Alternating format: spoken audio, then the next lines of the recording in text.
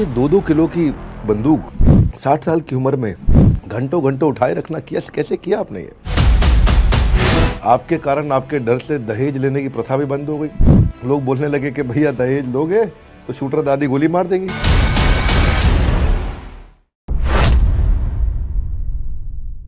प्रकाशित हो जाइए, आप मिलने जा रहे हैं प्रकाशित तोमर से। आज इनकी उम्र 85 साल है।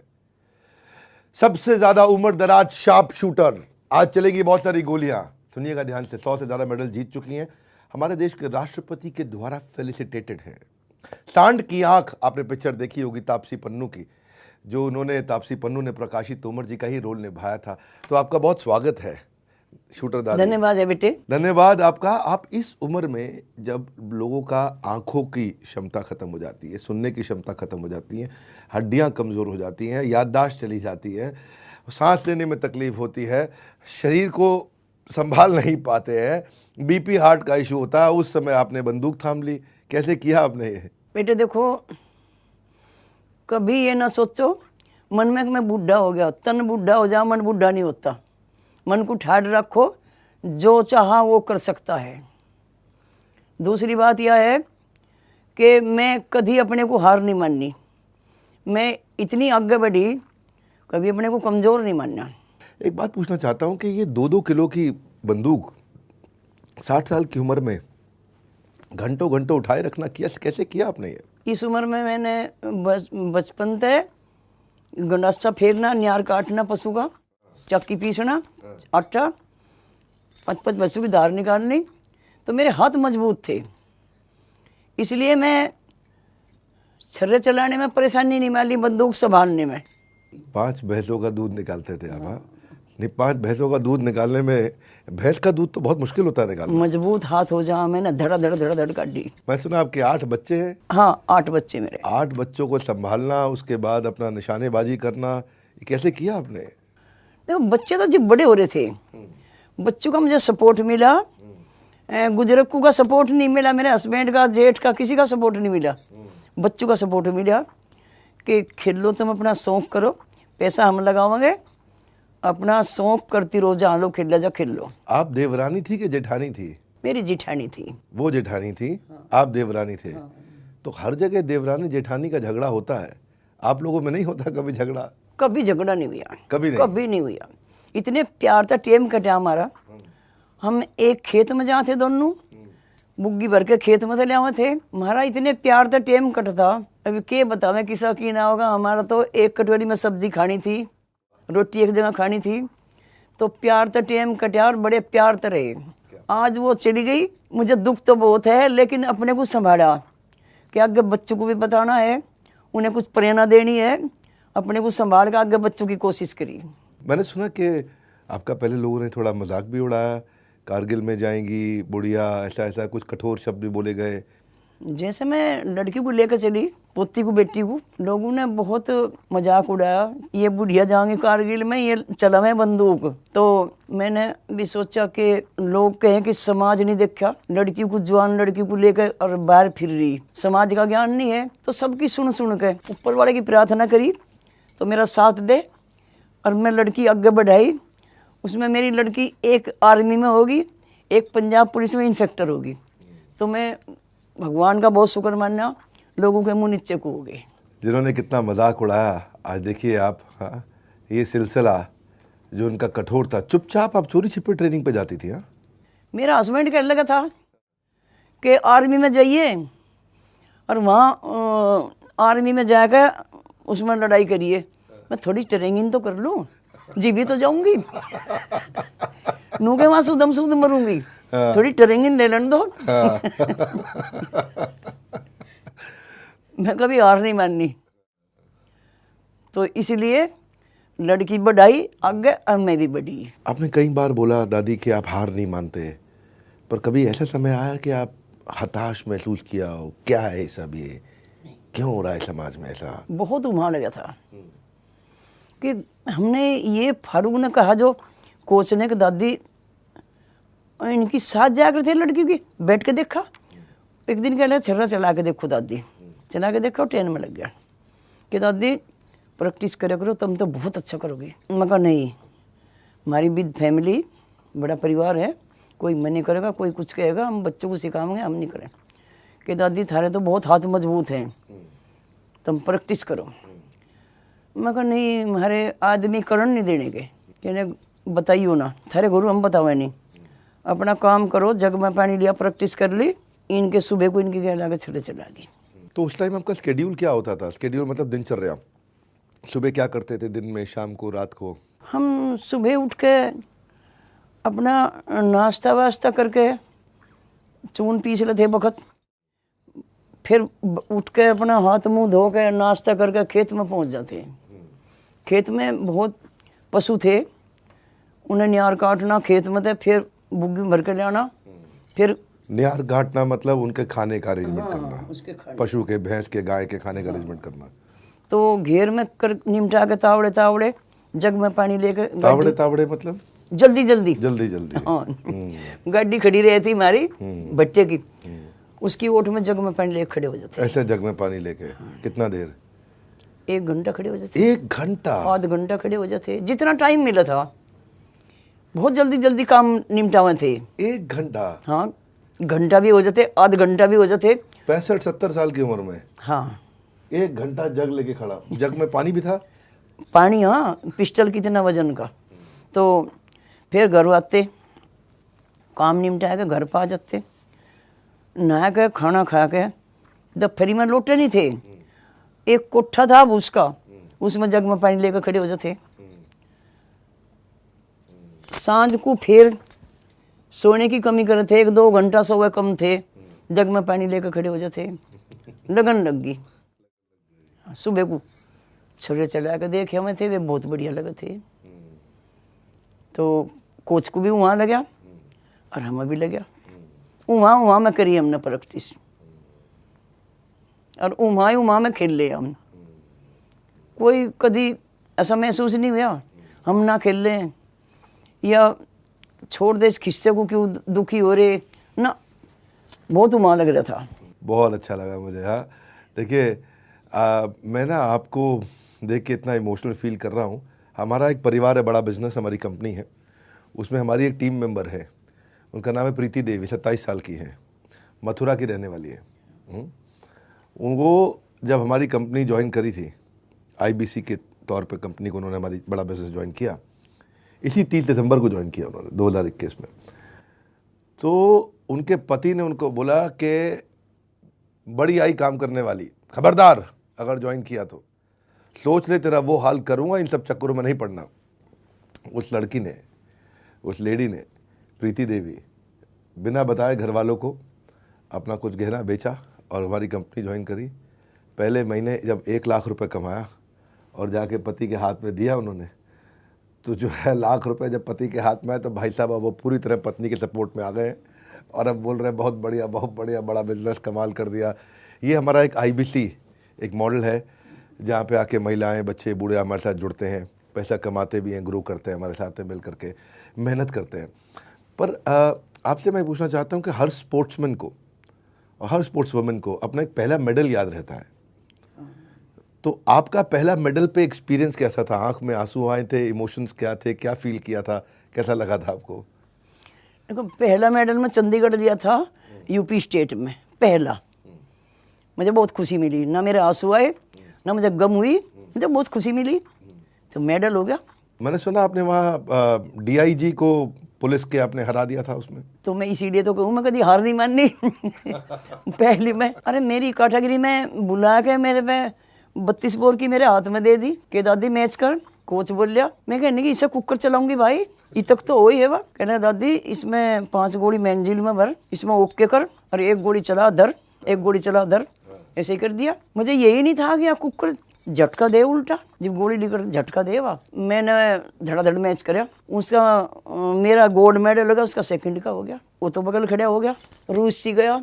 कोच कह लगा कि धीरज सिंह एक फोटो करवा ले, कहने हटा यार फोटो करवा लो, औरत के सामने मेरी बेइज्जती करा दी। यही है हमारा बड़ा भारत शो, जहाँ प्रेरणा लेते हैं ऐसे लोगों ने जिन्होंने भारत को बड़ा भारत बनाया है। मेडल जीत के जब लोग आते हैं, लोग बड़ा स्वागत करते हैं, बड़ा घर वाले खुश होते हैं, माता पिता, भाई बहन, पति पत्नी। आपका तो मेडल सेलिब्रेट करने वाला शुरू में कोई था नहीं?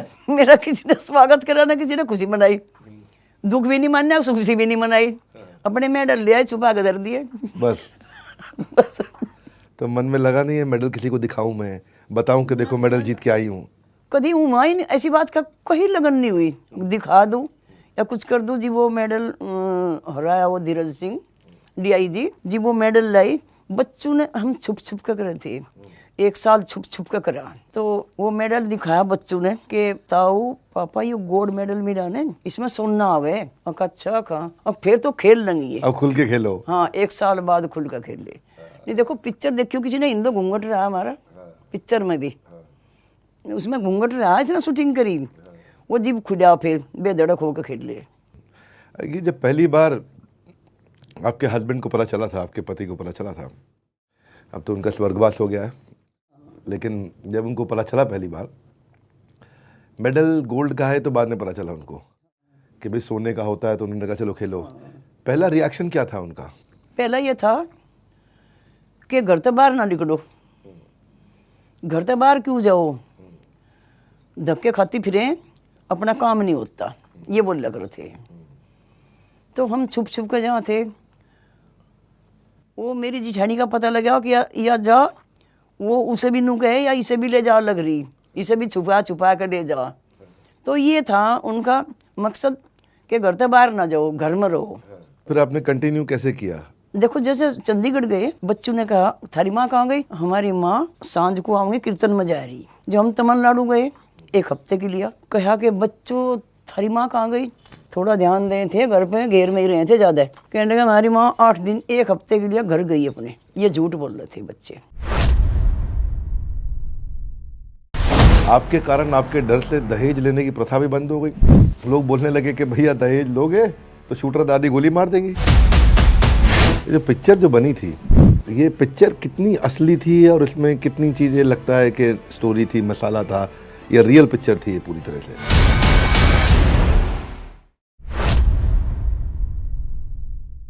ये जो पिक्चर जो बनी थी, ये पिक्चर कितनी असली थी और इसमें कितनी चीज़ें लगता है कि स्टोरी थी, मसाला था, या रियल पिक्चर थी ये पूरी तरह से? नहीं ठीक थी पिक्चर तो, लेकिन पिक्चर तो ठीक बन रही। ये है कि हम जैसा होटल में रुके थे,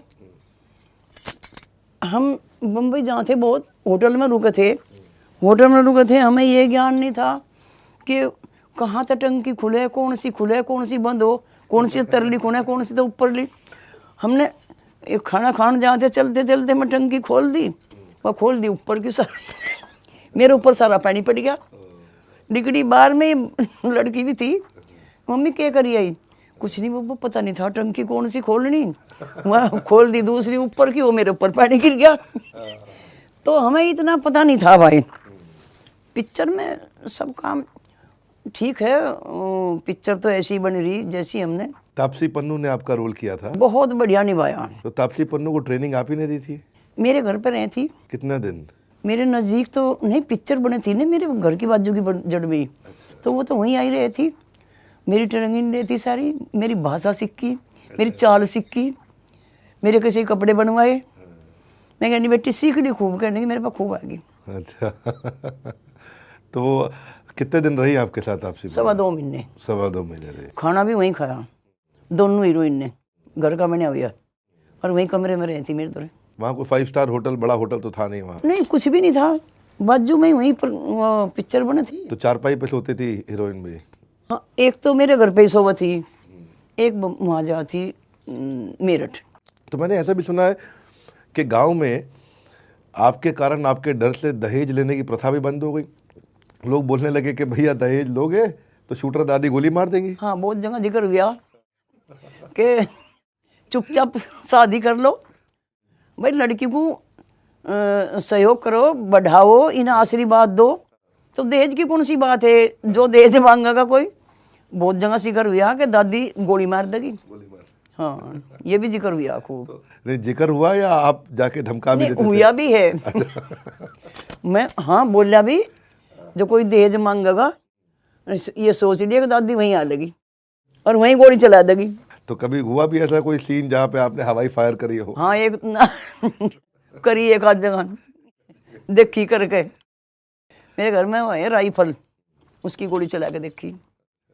तो बस यही जिक्र हो था कि ठीक है दादी ने रूल बढ़िया बांध दिया, नहीं दादी ऐसा है ना कभी गोली चला दिया के यहाँ।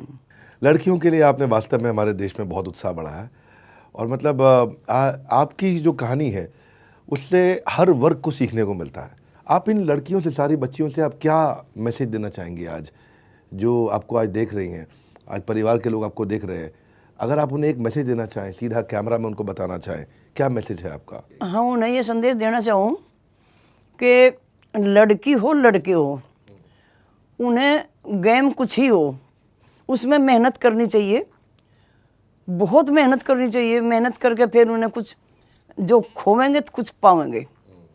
मेहनत करेंगे, उनका नाम होगा, आगे बढ़ेंगे। तो मैं तो यही प्रेरणा दूँ बच्चों को। जब एक आदमी ऐसा कोई मिशन उठाता है तो पूरी कम्युनिटी पे इम्पैक्ट करता है, पूरे समाज पे इम्पैक्ट करता है। और यही भावना जब दादी कर सकती है तो हम भी कर सकते हैं, मैं भी कर सकती हूँ, आप भी कर सकती हैं, ये भी कर सकता है। कितनी ऐसी भावना कितनी लड़कियों में आई, इसे बोलते हैं कम्युनिटी को बिल्ड करना। मेरा भी ये सपना था कि मैं भी कम्युनिटी को बिल्ड करूँ। मैं बिज़नेस की कम्युनिटी पे काम करता हूँ दादी, कि लोग व्यापार कैसे करें।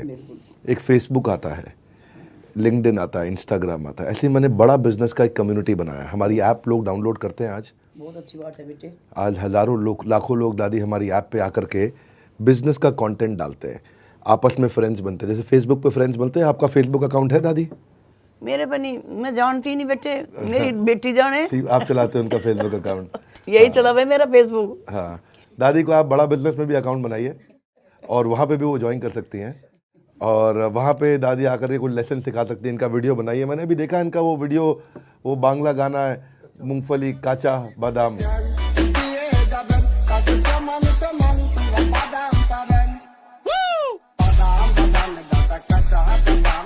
इतनी खुशी हो रही है दादी से आज मिलकर के, इतना इंस्पिरेशन मेरे लिए, खुद के लिए। मैं आज एक निर्णय लेकर के उठाऊँ। मेरा निर्णय मैं आपको बता नहीं रहा हूँ, आप भी अपना कोई निर्णय लीजिए, कोई डिसीजन लीजिए। अगर 60 साल से 85 साल इस उम्र के अंदर, बहुत ताकत है इन झुर्रियों वाले हाथों में। मैं कुछ कहना चाहता हूँ, बहुत ताकत है इन झुर्रियों वाले हाथों में। ज़िंदगी जीने के तजुर्बे मिलते हैं दादी की इन बातों में। ज़िंदगी जीने के तजुर्बे मिलते हैं दादी की इन बातों में। अपने सपनों को पूरा करने के लिए परिवार के खिलाफ गई, समाज के खिलाफ गई, अपनी उम्र के खिलाफ गई, अपनी शरीर की सुविधाओं के खिलाफ गई। हमने ठान लिया, क्या कहते हैं, हमने ठान लिया तो कुछ बाकी ना होगा, फिर ढूंढ लाने को ये जहां काफ़ी ना होगा। दादी की ऐसी इंस्पिरेशन स्टोरी है। थैंक यू प्रकाशी जी। आपने आपसे मेरी 2 बड़ी लर्निंग्स है कि ज़िंदगी में कुछ पाना हो तो तरीके बदलो, इरादे नहीं। इनका इरादा पक्का था, नए नए तरीके ढूंढे। संघर्ष जितना कठिन होगा, जीत उतनी ही शानदार होगी। आज मैं आपसे नहीं बोलूँगा इस वीडियो को शेयर करने के लिए, क्योंकि मैं जानता हूँ आप वीडियो को अपने आप शेयर करेंगे। हाँ, इसमें सबके लिए एक सीख है इस वीडियो में। आपके लिए है, आपके बेटे के लिए, आपकी माँ के लिए, आपके पिता के लिए, आपकी बेटी के लिए, आपके भाई के लिए, आपके दादा, आपकी दादी, आपके दोस्तों के लिए। इस वीडियो में बहुत सीख है। ये जो प्यार से, बड़ी मिठास से दादी ने कई बातें कही ना, इसके पीछे के स्ट्रगल को पहचानना ज़रूरी है। इसलिए मैं कहता हूँ सिर्फ एपिसोड देखने से कुछ नहीं होगा। आज कोई डिसीजन लीजिए आप भी, मैं भी कोई डिसीजन लूँगा। बड़ा भारत शो इसीलिए बनाया गया है कि लोग कुछ निर्णय लेके उठे, ऐसे मत उठिए।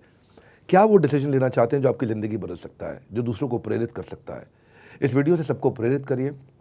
और आपसे आखिरी प्रश्न, अगले बुधवार किससे मिलना चाहेंगे आप? अगले बुधवार जिससे मिलना चाहते हैं नीचे कमेंट बॉक्स में लिखिए। किसने भारत को बड़ा भारत बनाया? आपकी वो कौन सी ऐसी इंस्पिरेशनल पर्सनालिटी जिसको आप मिलना चाहेंगे? कर लो बस थोड़ा सा इंतज़ार, बस आ गया अगला बुधवार। धन्यवाद करते हैं आपका प्रकाशी जी, प्रकाशी तोमर जी, हमारी दादी, प्यारी दादी, कि आप आए और आपने आके सबको सिखाया। बहुत बहुत आशीर्वाद है मेरा। हमारे साथ जुड़े रहने के लिए बड़ा भारत शो के इस एपिसोड को प्रकाशी तोमर जी, शूटर दादी से आकर के मिलने के लिए आप सबका हृदय की गहराई से प्रेम पूर्वक बहुत बहुत धन्यवाद।